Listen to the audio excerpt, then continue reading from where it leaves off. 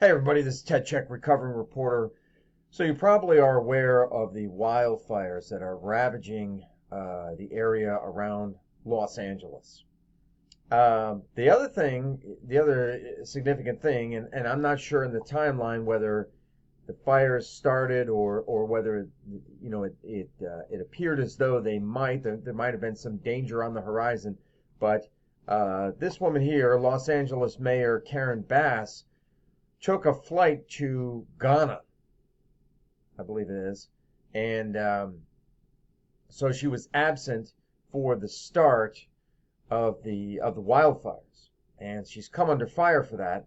So let's take a look as to what happened. Do you owe citizens an apology for being absent while their homes were burning? She's okay. So she's gotten off the flight. She's at the airport. And there's a reporter, at least one, waiting for her. Do you regret cutting the fire department budget by millions of dollars, Madam Mayor? Have you nothing to say today? Can you back up? Appreciate it. Have you absolutely nothing to say to the citizens today? So she's still in the that metal corridor that attaches to the plane.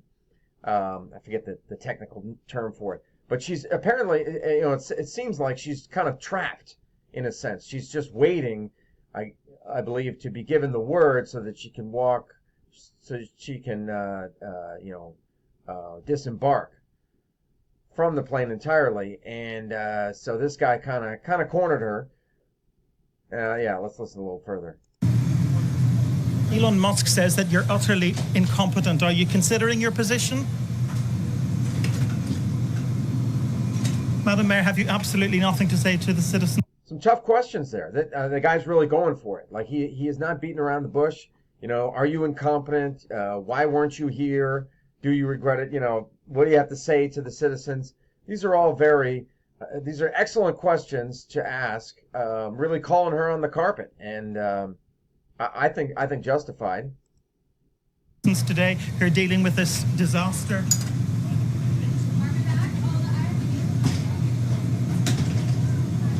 No apology for them. See, she's waiting for. Do you think you should have been visiting Ghana while this was unfolding back home? So here's and it goes on like that for a little while, but you get the gist of it.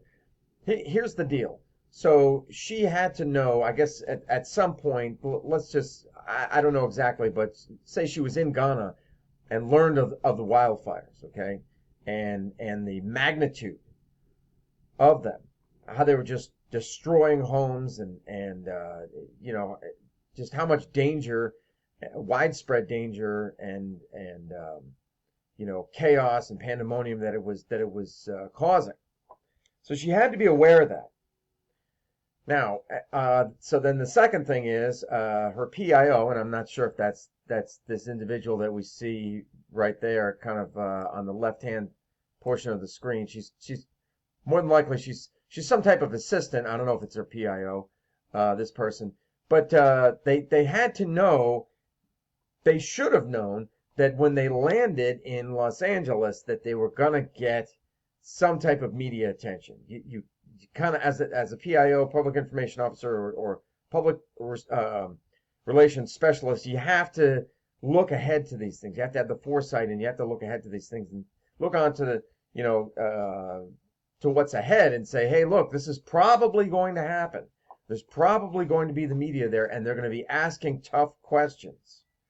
So, with that established, you've either got to A, come up with a response, or B, while you're either in Ghana or while you're flying home, set up a news conference. Set it all up so that when you are cornered, when you land in Los Angeles, you can say, listen, I'm not going to say anything right now. But at 4 o'clock today, we're going to have a news conference at City Hall or whatever, and I'm going to make a full statement. So it's either that, or you have something ready for when this happens, when you land, which is You could say something briefly, and you could say, you know, this was unforeseen. I had no idea that this was going to happen before I left for Ghana. Um, I care deeply about the people of the city of Los Angeles and Los Angeles adjacent people and their properties. And I've been on the phone nonstop with officials, with FEMA, with the president, with local local officials to get all of the resources that we possibly can muster to help the people of Los Angeles. So you're showing what actions you've taken. Excuse me. I plan to visit the area, you could even say. So have a statement like that. Doesn't have to be long, but shows that you care and what actions you have taken and what actions you plan to take, so that people, don't get this impression, which is that you don't care. When you close your mouth and you don't say anything, it's almost as bad. It's not quite as bad, but it's almost as bad as saying no comment. No comment. That phrase. All the courses that I've taken in public relations. You avoid no comment like the plague. You do not say no comment because it's essentially almost like an admission of guilt, but it also shows that that you're either avoiding or you're being abrasive or that you don't care. So you have to say something, and so she said absolutely nothing. She's got this faraway look in her eye. She's not even looking at the reporter, and it just smacks of apathy. It really does. It's a terrible look. It is a terrible look as a public official. As the mayor, you are the top person right there. You are the leader. You are the leader of this massive metropolitan area. And you've got nothing to say. That just is a horrible look. So yeah, you've either got to have a statement prepared, or you say, hey, look, I'm going to make a statement, and give them a time and a place. Whew. Wow. Who are the people that are surrounding her? I'm not putting the blame solely on this person right here. I don't know her title. Clearly, she's with the mayor, because later on you see her walking with her. But who are the people that are surrounding Karen Bass? Who are the public relations people that are supposed to be giving her advice? I don't know, man. I just do not know. Anyway, there you go.